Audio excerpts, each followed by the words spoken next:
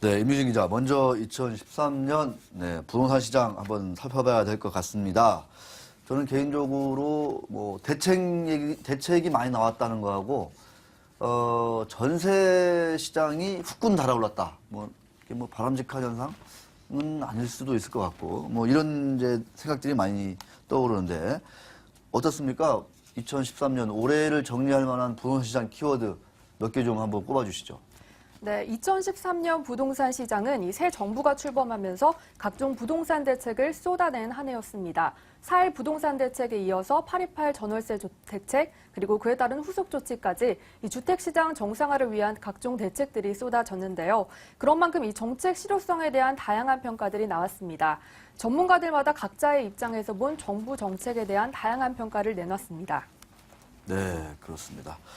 자, 이 정부 정책은 거래도 거래를 일단 활성화시키자. 그래서 지금 집값도 많이 빠지고 그러기 때문에 사실 지금 거래가 워낙 안 되기 때문에 이사 가는 데도 상당히 좀 지장을 많이 좀 받고 있고요.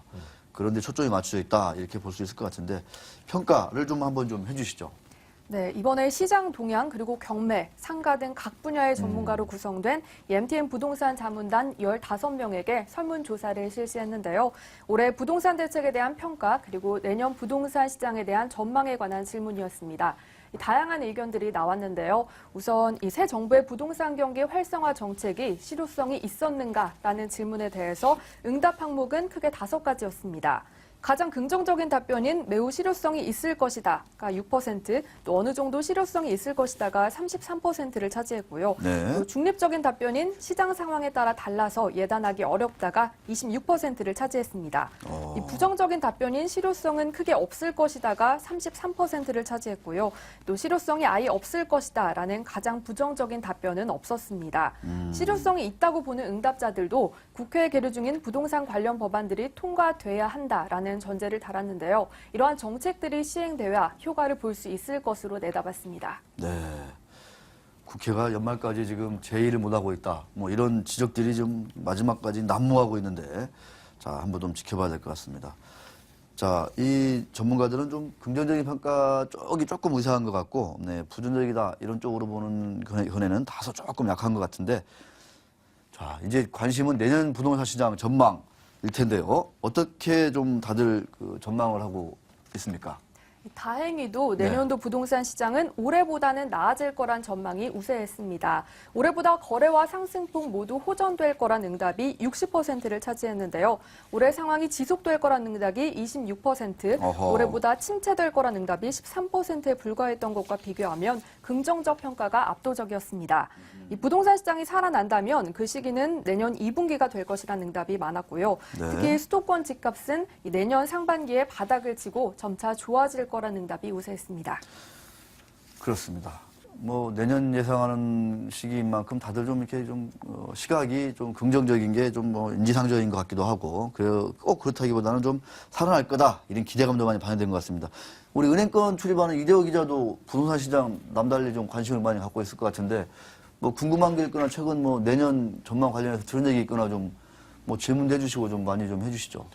저는 대표적으로 근데 사실 증권 같은 경우에는 사람들이 주식 투자 안 하고도 잘 살 수 있잖아요. 하지만 부동산 없이는 누구라도 그죠? 사글세라도 살아야 되니까. 살아야 되니까. 예, 누구라도 다 이제 자기와 연관된 이야기인데 저는 개인적으로 얼마 전에 이제 집을 이사했지 않습니까? 집을 사갖고. 우리 이대호 기자가 위너예요. 올해의 위너. 근데 이게 위너가 아니라 서울 살다가 전세 난민으로 경기도로 이제 밀려났다가 거기서도 이제 전세가가 너무 올라서 차라리 그냥 싼 집을 사자 이래서 간 거라서. 저금리 모기지 수혜자잖아요. 예, 저는 이제 대표적으로 잘했다고 좀 보십니까 우리 부동산 기자. 이번에 가장 효과를 본 대책으로 꼽히는데 저금리 모기지 같은 경우는 점차 확대한다고 하는 걸 보니까 그러니까 그때 그 수익 공유형 모기지 그렇죠. 그 시범 사업에 이제 선정이 돼가지고 아침부터 열심히 막 클릭을 열심히 해서 로또 다행히 모기지. 너무너무 잘 됐어요 진짜. 내년에 그 사업 이제 더 확대를 한다고 하니까 더 많은 분들이 이제 집을 사실 분들이라면 저리에 이제 대출을 받아서 좀 집을 사시면 좋겠죠. 네. 참 그 이야기 나와서 말인데. 그러니까요. 근데 역시 딴 것보다는 전세 가격이 2013년 많은 사람들 가장 괴롭혔잖아요. 그 중에 장난 저도 아니었죠. 하나였고 2014년 전문가들은 좀 전세 시장 어떻게 보던가요? 이 올해 정부의 대책들이 나올 때만 해도 음. 매매 시장 같은 경우에는 조금씩 나아지긴 했지만 전세 시장은 효과를 전혀 보지 못하고 계속해서 고공행진을 그랬죠. 뭐 이어갔지 70주 않습니까? 연속 막 이렇게 가던데. 예. 이번 주까지 70주 연속 상승세인데요. 네. 그만큼 전월세 문제는 단기간에 해결하기 어려운 측면이 많은 것 같습니다.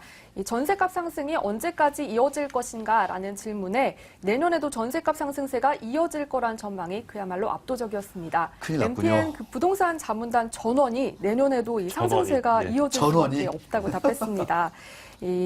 이렇게 전세가 계속해서 상승하니까 전월세 시장 안정화를 위해서 추가적으로 필요한 대책이 무엇인가라는 질문을 했는데요. 이에 대해서는 여러 가지 방안을 제시했습니다.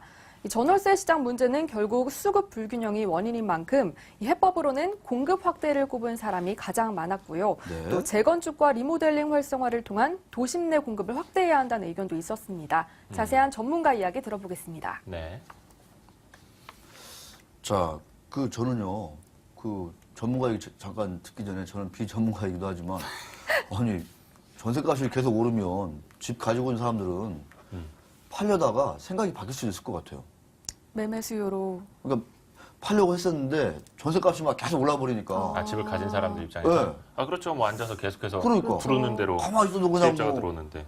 근데 전세값 오르는 게 조금 오르는 게 아니라 아파트 같은 경우에는 뭐 3천만 원, 뭐 5천만 원, 뭐 그렇죠. 어떤 사람들은 막 1억 올려달라고 했다고 그런 얘기 부르는 게 하는 거 값이죠, 보면 요새는. 매매를 하려다가 마음 바꿔서 살짝 이렇게 보유로 가지 않을까 이런 생각이 드는데 있는 사람들이야 선택할 수 있는 옵션이 되게 많겠죠. 그렇군요. 예. 뭐 집이 안 팔려서 문제지. 없어 봐서 잘 모르겠네요. 자, 그런 심정을. 전문가 이야기 한번. 예. 자, 한번 들어보겠습니다. 민간 부문에 대한 이런 공급이 좀 더 확대돼야 되고 무엇보다 이 저소득층 임대 시장 안정을 위해서 공공 부문에 대한 이런 공공 임대 부분이 조속히 계획대로 추진되는 것이 바람직하다고 볼 수가 있을 것 같습니다. 그리고 거래 활성화를 통해서 기존의 전세 수요를 매수 전환 수요로 연결시키는 것도 필요하다고 보는데 그런 차원에서 시장 자체의 그런 대출 규제 완화 그리고 이제 취득세 연구 인하 됐습니다만 다시 한번 양도세 감면이라든가 이런 조치도 다시 한번 좀 검토가 필요하지 않나 생각됩니다. 네, 한편 이 공급 확대뿐 아니라 저금리 모기지를 확대 시행해야 한다라는 주문도 나왔고요. 또 임대인에 대한 세제 혜택, 그리고 주택 구입자에 대한 세제 혜택을 강화해야 한다는 의견도 나왔습니다. 전세 공급을 늘리거나 이 매매 수요를 늘릴 만한 유인책을 제공해야 한다는 건데요. 예를 들면 자금력이나 대출 상환 능력이 우수한 30, 40대 중간계층에게 청약 규정을 완화하는 등의 대책이 제시됐습니다. 네. 이렇게 전세값이 벌써 70주 연속 상승하고 있는데요. 70주. 네, 내년에도 당분간 이런 추세가 이어질 거란 비관적 전망이 나오고 있습니다. 하루빨리 서민들을 위한 대책이 마련돼야 할 것 같습니다. 제가 일전에 임유진 기자가 몇 번 나왔었거든요. 제가 네. 그럴 때 한 3년 후에는 메인 뉴스 이렇게 앵커를 하면은 딱이겠다. 네. 제가 그런 얘기 한 적이 있거든요. 이렇게 예. 두 분이서 이렇게 2년 딱 하면은 딱이에요, 보니까. 그러나 네? 이렇게 딱 영광입니다. 투자 짜보면 그렇죠.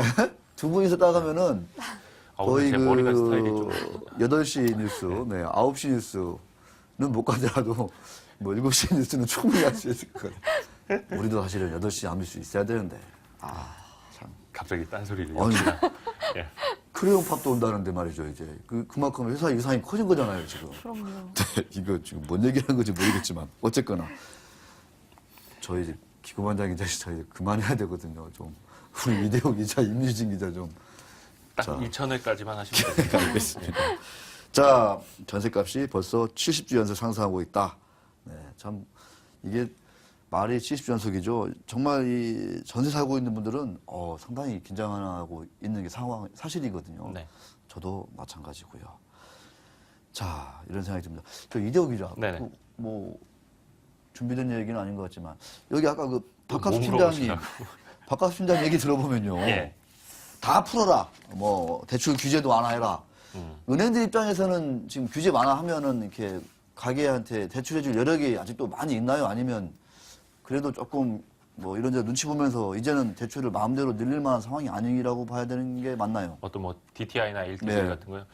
뭐 일반적으로 생각을 했을 때 대출 규제를 완화한다 하면은 그만큼 돈을 빌려갈 사람들이 많아지고 돈을 빌려줄 게 많아져서 은행들의 이익이 좀 많아지지 않을까 이렇게 생각을 할 수 있겠죠. 그건 뭐 일반적인 현상이기도 한데 그렇죠. 그런데 그로 인해서 나중에 이제 문제가 발생하면 그 차주의 어떤 상환 여력이 망가진다든가 뭐 집값 상승세가 예상만큼 또 이어지지 못해서 깡통 주택이 뭐 속출한다든가 그러면 네. 결국 그거 다 금융권에게 부메랑으로 돌아오지 않습니까? 그렇죠. 그래서 한 두 번만 더 생각을 해본다면 그것도 그렇게 뭐 환영할 만한 조치는 아닐 거다 이런 생각 들어요. 그렇습니다.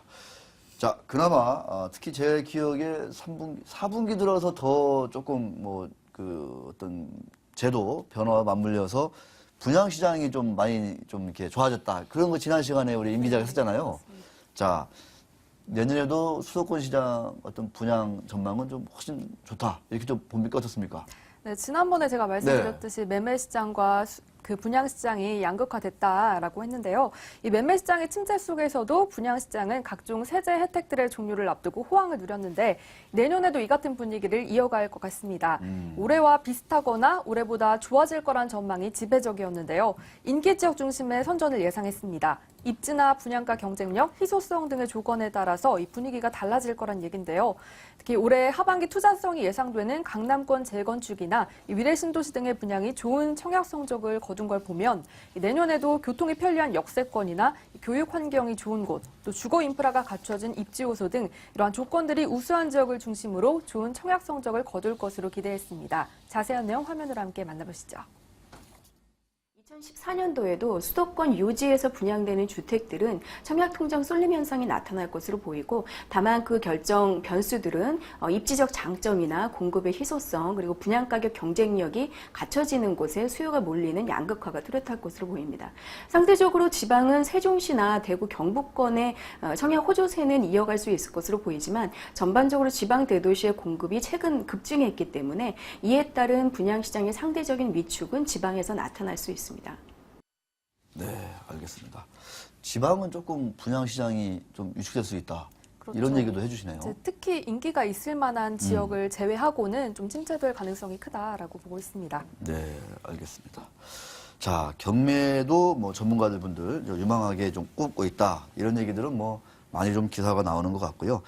자, 그렇다면 끝으로 내년에 이제 그 유망 분야로 꼽히는 그 이유로 많은 분들이 이제 아까 경매 얘기를 해주시고 있는데 실제로 좀 경매 한번 좀 참여를 해보신 적 있나요, 임 기자? 어때요? 저는 아직 좀 절차 같은 게 까다롭고 걱정이 많이 되기 때문에 일단은 돈은 있는데 그렇죠. 절차 돈은, 때문에 네, 일단은 돈은 기본 있다는 자금이 거죠. 없고요. 전 절차는 안 돼. 그래도 돈은 훨씬 저렴하게 살 수 있다고 추천을 많이 하시더라고요. 경매 예. 전문가분들이. 네, 그럼에도 불구하고 아직 겁이 나고 기본적으로 자금이 없어서 네, 그런 측면도 있고요. 그래서 예. 경매 전망은 내년에도 매우 매우 좋다. 이게 부동산 시장에서는 가장 좀 활성화된 곳이 올해 되게 잘 네, 됐다면서요, 그렇죠. 경매 시장이. 올해도 잘 됐고요. 이제 내년에도 잘 될 거다라고 전문가들이 가장 많이 꼽은 분야가 바로 경매였습니다. 올해 경매 법정을 찾은 사람들도 역대 최다를 기록했는데요. 이렇게 경매 법정을 찾은 사람들이 많은 건 이 경기 침체로 하우스 푸어가 넘쳐나면서 이 경매행 부동산들이 분물을 잃었고요. 또 여기에 전세값 급등 그리고 각종 부동산 대책들로 인해서 조금씩 살아난 이 매수세들이 사람들을 경매 시장으로 이끌었다는 분석이 나오고 있습니다. 내년에도 전세난은 계속될 것으로 보이고요. 또 실수요자들이 가장 많이 찾는 6억 원 이하 아파트에 대한 이 취득세 인하가 확정되면서 좀 더 저렴하게 살 수 있는 경매 물건들에 대한 관심이 내년에도 이어질 전망입니다. 자세한 전문가 이야기 들어보겠습니다. 내년에도 상반기까지는 일단 물건 수가 좀 늘어날 걸로 저희 업계에서 예측을 하고 있습니다. 그리고 또 입찰 열기가 또 아직 가라앉지 않은 상황이기 때문에 내년에 세제 혜택 종료라든지 좀 뭐 좋지 않은 부분이 있다 하더라도 그런 걸 다 덮을 수 있을 만큼 경매 시장 열기가 뜨거워질 것으로 보고 있습니다. 네, 알겠습니다. 우리 부동산부 임유진 기자가 준비한 2014년 부동산 시장 전망 잘 들어봤습니다. 전세값은 계속 오를 것 같고 여전히 경매 시장은 좀 호황을 이룰 것 같고 그러니까 좀 메인보다는 좀 옆에 잔가지들이 계속 좀 이렇게 관심을 끌 것 같다. 이렇게 보면 될 것 같습니다. 자, 간단한 그 깜짝 놀랄 만한 예고 한번 짧게 보시고 우리 이대호 기자가 준비한 2014년 금융시장 전망으로 넘어가 보도록 하겠습니다.